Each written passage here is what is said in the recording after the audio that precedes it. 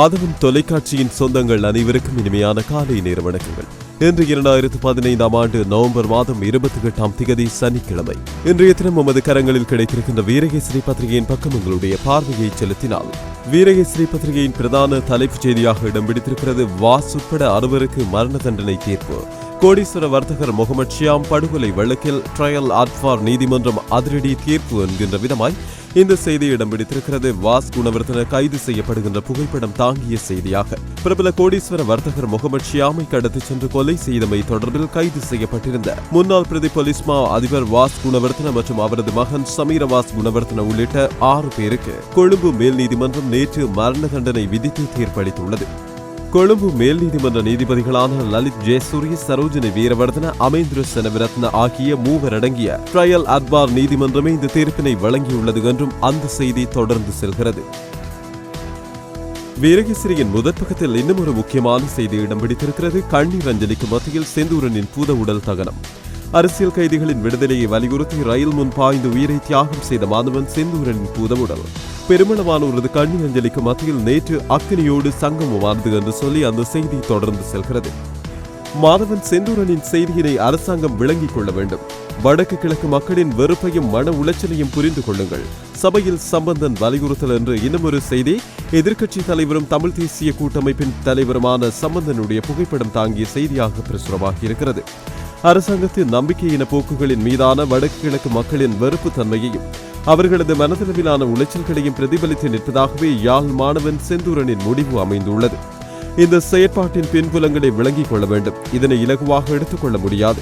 எனவே செந்தூரனின் முடிவு தொட்டு காட்டியுள்ள விடயம் சம்பந்தமாக தாமதமில்லாத முடிவொன்றை அரசாங்கம் பெற்றுக் கொடுக்க வேண்டும் என்று எதிர்க்கட்சி தலைவர் இரா சம்பந்தன் நேற்று பாராளுமன்றத்தில் கவனத்தை ஈர்த்திருக்கிறார் என்று சொல்லி அவருடைய உரையின் சாராம்சமாக இந்த செய்தியை இடம் பிடித்திருக்கிறது.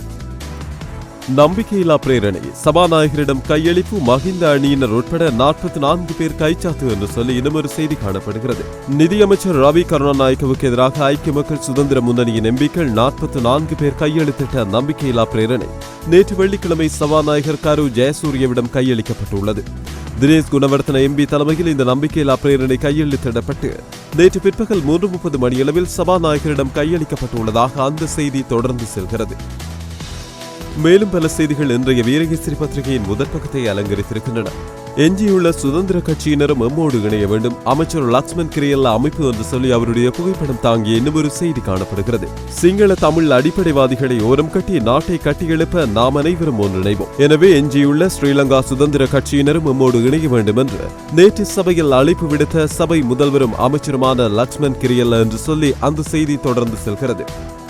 மேலதிக முற்பணம், சம்பள உயர்வு குறித்து முதலாளிமார் சம்மேளனத்தோடு தமிழர் முற்போக்கு கூட்டணி பேச்சு என்று சொல்லி அவர்களுடைய பேச்சுவார்த்தை இடம்பெற்ற புகைப்படம் தாங்கிய இன்னும் ஒரு செய்தியும் கட்டமிடப்பட்ட செய்தியாக இன்றைய வீரகேசரியின் முதற் பக்கத்தில் பிரசுரமாகி இருக்கிறது.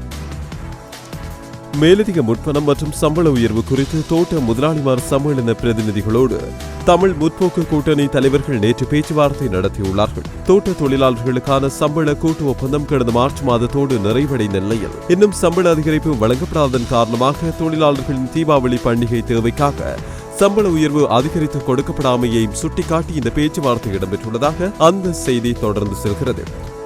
மாணவனின் தற்கொலை சதித்திட்டமாகவும் இருக்கலாம், தேசப்பற்றுள்ள தேசிய இயக்கம் கோருகிறது என்று சொல்லி இன்னொரு செய்தி காணப்படுகிறது. தற்கொலை செய்து கொண்ட மாணவனின் இறப்பிலும் புலிகளை நினைவுபடுத்தும் செயலை காணப்படுகிறது. தடுப்பில் உள்ள புலிகளை விடுவிக்க மேற்கொள்ளப்பட்ட சதித்திட்டமாகவும் இது இருக்கலாம் என்று தேசப்பற்றுள்ள தேசிய இயக்கம் குற்றம் சாட்டியிருப்பதாக அந்த செய்தி தொடர்ந்து செல்கிறது. இவை இன்றைய தினம் வெளியாகியிருந்த வீரகேசரி பத்திரிகையின் முதற் பக்கத்தை அலங்கரித்திருந்த முக்கியமான செய்திகளாக அமைந்திருக்கின்றன. தொடர்ந்து இன்றைய தினம் வெளியாகியிருக்கும் சுடரொளி பத்திரிகையின் பக்கம் எங்களுடைய பார்வையை செலுத்தினால், பிரபல வர்த்தகர் ஷியாம் படுகொலை, வாஸ் குணவர்த்தன உள்ளிட்ட 6 மரண தண்டனை என்கின்ற ஏற்கனவே நாங்கள் பார்வையிட்ட செய்தியே சுடரொளியிலும் பிரதான தலைப்புச் செய்தியாக இடம் பிடித்திருக்கிறது. உயிரை உவந்தளித்த உத்தமர்கள் மாவீரர்களுக்கு சபையில் புகழாரம், நினைவு கூர்ந்தார் ஸ்ரீதரன் எம்பி என்று சொல்லி அந்த செய்தி தொடர்ந்து செல்கிறது. உலகத்தை துறந்து, இளமையின் இனிமையான உணர்வுகளை துறந்து, சாதாரண வாழ்வின் சகலவற்றையும் துறந்து தமிழ் மக்களின் நல்வாழ்வுக்காக தமது உன்னதமான உயிரை உவந்தளித்த உத்தமர்களுக்கு தமிழர்கள் சிரம் தாழ்த்த வேண்டும் என்று சொல்லி நேற்றைய தினம் பாராளுமன்றில் அவர் ஆற்றிய உரையின் சிறப்பம்சமாக இந்த செய்தி தொடர்ந்து செல்கிறது. அரசியல் சமூக வழிகாட்டியாக உள்ளது பொதுநலவாய அமைப்பின் செல்வாக்கு. மாநாட்டில் ஜனாதிபதி மைத்திரி உரை என்று சொல்லி இன்னும் ஒரு செய்தி காணப்படுகிறது. பொதுநலவாய அமைப்பின் செல்வாக்கானது உறுப்பு நாடுகளின் அரசியல் மற்றும் சமூக நடத்தைக்கும் வழிகாட்டியாக உள்ளது என்று ஜனாதிபதி மைத்திரிபால சிறிசேன பொதுநலவாய மாநாட்டில் உரையாற்றும் போது இவ்வாறு தெரிவித்திருப்பதாக நல்லாட்சியை ருசிக்க மலையக மக்களுக்கு சந்தர்ப்பம் வேண்டும் ராஜாங்க அமைச்சர் ராதா கோரிக்கை என்கின்ற இன்னும் ஒரு செய்தி காணப்படுகிறது. நாட்டில் நல்லாட்சியை ஏற்படுத்திய மலையக மக்கள் அதனை அனுபவிக்கவும் ருசிக்கவும் சந்தர்ப்பம் ஏற்படுத்தப்பட வேண்டும். இதனை ஏனைய அமைச்சர்கள் உறுதிப்படுத்த வேண்டும் என்று கல்வி ராஜாங்க அமைச்சர் வி ராதாகிருஷ்ணன் நேற்று நாடாளுமன்றத்தில் கோரிக்கை விடுத்துள்ளார் என்று சொல்லி அந்த செய்தி தொடர்ந்து செல்கிறது. மைத்திரிக்கு நோபல் பரிசு பேச்சுக்கள் இடம்பெறுகின்றன என்கிறார் ஜோன் அமரதுங்க என்கின்ற விதமாய் இன்னும் ஒரு செய்தி காணப்படுகிறது. ஜனாதிபதி மைத்திரிபால சிறிசேனவுக்கு நோபல் பரிசு வழங்குவது தொடர்பாக சர்வதேச ரீதியில் ஆலோசனை இடம்பெற்று வருகின்றது என அமைச்சர் ஜோன் அமரதுங்க நேற்று சபையில் தகவல் வெளியிட்டுள்ளார். இவ்வாறு அந்த செய்தி தொடர்ந்து செல்கின்ற நிலையில் அரசு மீதான வெறுப்புணர்ச்சியின் வெளிப்பாடே மாணவனின் தற்கொலை. அரசு அசட்டை செய்யக்கூடாது என்று சபையில் சம்பந்தன் எடுத்துரைப்பு என்று சொல்லி இன்னும் ஒரு செய்தி காணப்படுகிறது. ஏற்கனவே சம்பந்தன் நேற்று பாராளுமன்றத்தில் தெரிவித்த அந்த கருத்துக்கு அமைவாக இந்த செய்தியும் பிரசுரமாக இருக்கிறது. புலம்பெயர் தமிழர்களை சம்பந்தன் அழைக்க வேண்டும் அமைச்சர் கிரியல்ல கோரிக்கை என்கின்ற விதமாக அமைச்சர் கிரியல்லவனுடைய புகைப்படம் தாங்கிய செய்தி இன்னும் ஒன்று பிரசுரமாக இருக்கிறது. சிங்கள இனவாதத்தை ஒழிப்பதற்காக உறுதியளித்து தமிழ் இனவாதத்தை ஒழிக்க தமிழ் தேசிய கூட்டமைப்பின் ஆதரவை கோரிய சபை முதல்வரும் அமைச்சருமான லக்ஷ்மன் கிரியல்ல வடக்கு கிழக்கில் முதலீடு செய்ய வெளிநாடுகளில் உள்ள இலங்கை தமிழர்களுக்கு அழைப்பு விடுக்குமாறு எதிர்க்கட்சித் தலைவர் சம்பந்தனிடம் அவர் கோரிக்கை விடுத்துள்ளார் என்று சொல்லி அந்த செய்தி தொடர்ந்து செல்கிறது. வடக்கு கிழக்கில் கொழுந்து விட்டெறிந்தது மாவீரர் சுடர். உலகெங்கும் எழுச்சி கொண்டாடியது தமிழினம் என்று சொல்லி இன்னும் ஒரு செய்தி காணப்படுகிறது. தமிழ் மக்களின் உரிமைக்காக போராடி உயிர் நீத்தவர்களை நினைவு கூறும் மாவீரர் நாள் நேற்று தமிழர் தாயகமான வடக்கு கிழக்கு உட்பட உலகெங்கும் உணர்வுபூர்வமாக அனுஷ்டிக்கப்பட்டது. வடக்கு கிழக்கில் பொது இடங்களிலும் வீடுகளிலும் மாவீரர் தீபங்கள் நேற்று ஏற்றப்பட்டன. அந்த தீபங்கள் சுடர்விட்டு பிரகாசமாக ஒளி வீசின. அதேவேளை தமிழகம் புலம்பெயர் தேசங்கள் எனவும் உலகில் பல இடங்களில் மாவீரர் தின நிகழ்வுகள் நேற்று அனுஷ்டிக்கப்பட்டதனை கூறும் விதமாக இந்த செய்தி தொடர்ந்து அமைந்திருக்கிறது. இவை இன்றைய தினம் வெளியாகியுள்ள சுடரொளி பத்திரிகையின் முதற் பக்கத்தை அலங்கரித்திருக்கின்ற செய்திகளாக இருக்கின்ற நிலையில் தொடர்ந்து தினக்குரல் பத்திரிகையின் பக்கம் எங்களுடைய பார்வையை செலுத்தினால் தினக்குரலின் பிரதான தலைப்புச் செய்தியாக மாணவர்கள் ஊரவர்கள் கதறியல செந்தூரனின் புதவுடல் தீயுடன் சங்கமம். அரசியல் கைதிகளின் விடுதலையை வேண்டி தனது உயிரை மாய்த்துக் கொண்ட மாணவன் செந்தூரனின் வித்துடல் உறவினர்கள் சக மாணவர்கள் மற்றும் பொதுமக்களுடைய வானதிருந்த அழுகுரலுக்கு மத்தியில் நேற்று வெள்ளிக்கிழமை தீயோடு சங்கமமானது. அரசியல் கைதிகள் அனைவரும் விடுதலை செய்யப்பட வேண்டும் என்பதை வலியுறுத்தி ஜனாதிபதி மைத்திரிபால சிறிசேனவுக்கு கடிதம் ஒன்றினை எழுதி வைத்து கொக்குவில் இந்து கல்லூரி மாணவன் செந்தூரன் நேற்று முன்தினம் வியாழக்கிழமை ஓடும் ரயில் முன்னால் பாய்ந்து தனது உயிரினை மாய்த்துக் கொண்டார் என்று சொல்லி செந்தூரனுடைய மரணத்தின் எதிர்பார்ப்பு குறித்ததான அந்த செய்தி தொடர்ந்து செல்கிறது. மனிதர்களை ஒன்றிணைப்பது செல்வம் அல்ல, பொது விழுமியங்களே. பொதுநலவாய உச்சி மாநாட்டில் ஜனாதிபதி மைத்திரிபால சிறிசேன உரையாற்றியுள்ள சாராம்சம் தொடர்பான செய்தியாக அந்த செய்தி தொடர்ந்து காணப்படுகிறது. பொதுநலவாய தலைவர்கள் மோல்டாவில் ஒன்று கூடினார்கள் என்று சொல்லி அவர்களுடைய புகைப்படம் தாங்கிய விதமாக ஜனாதிபதி மைத்திரிபால சிறிசேன உரையாற்றியதன் சாராம்சமாகவும் அந்த செய்தி தொடர்ந்து செல்கிறது. வர்த்தகர் ஷியாம் படுகொலை வாஸ்கு நவர்த்தன மகன் உட்பட 6 பேருக்கு மரண தண்டனை என்று சொல்லி ஏற்கனவே வந்திருந்த பத்திரிகைகளில் பார்வையிட்ட செய்திகள் இந்த பத்திரிகையிலும் முதற் பக்கத்தை அலங்கரித்திருக்கின்றன. யாழ் பல்கலைக்கழகத்தில் மாவீரர் தின நினைவேந்தல் நிகழ்வு. யாழ் பல்கலைக்கழக விரிவுரையாளர்கள் மாணவர்களினால் மிகவும் எழுச்சிமிக்கதான முறையில் மாவீரர் அகவணக்க பாடலோடு மாவீரர் நாள் நினைவேந்தல் நிகழ்வுகள் நேற்று நடைபெற்றுள்ளன. பல்கலைக்கழக ஆசிரியர் சங்கம் மற்றும் மாணவர் ஒன்றியத்தின் ஏற்பாட்டிலேயே இந்த நிகழ்வுகள் முன்னெடுக்கப்பட்டுள்ளன என்று சொல்லி அந்த செய்தி தொடர்ந்து செல்கிறது.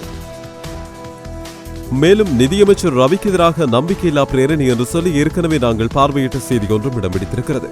ராணுவ துணை படையினருக்கு கிளிநொச்சியில் முன்பள்ளி ஆசிரியர் நியமனம் ஜனாதிபதியால் வழங்கப்பட்டிருப்பதாக ஸ்ரீதரன் எம்பி சுட்டிக்காட்டு என்று சொல்லி இன்னும் ஒரு செய்தி கட்டமிடப்பட்ட செய்தியாக காணப்படுகிறது.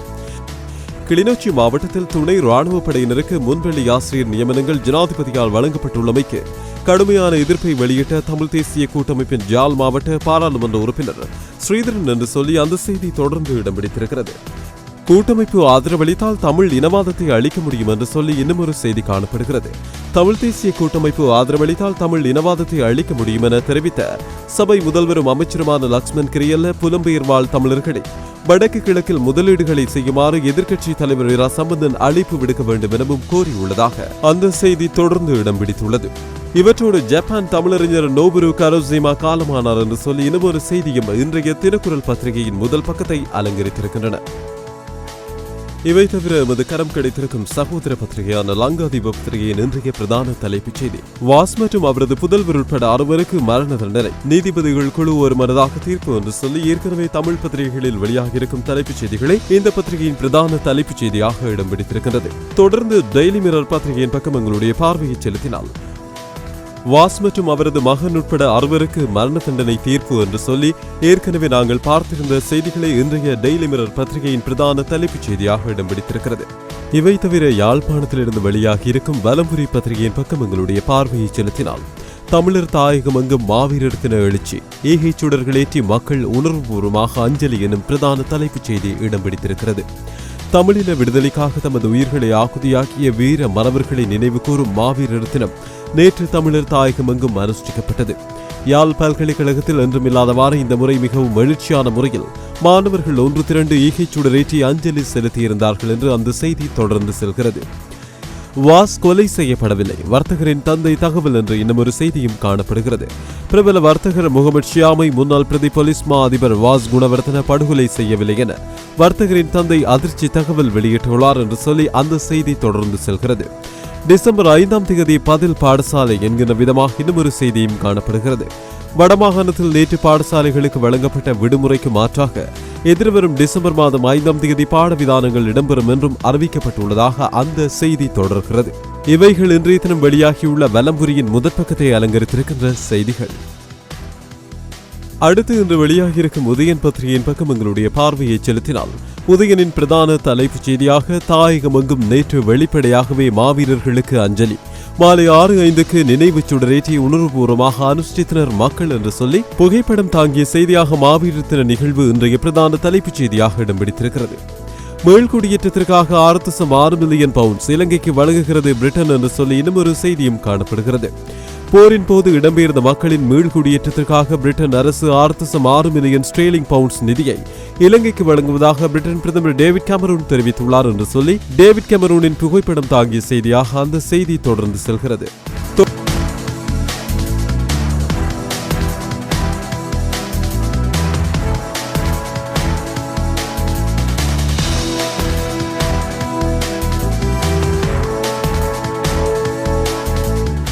இவை இன்றைய தினம் கொழும்பு மற்றும் யாழ்ப்பாணத்தில் வெளியாகியிருந்த பத்திரிகைகளின் பக்கம் உங்களுடைய பார்வையை செலுத்தி உங்களுக்காக நாங்கள் தந்திருந்த பத்திரிகை செய்திகள்.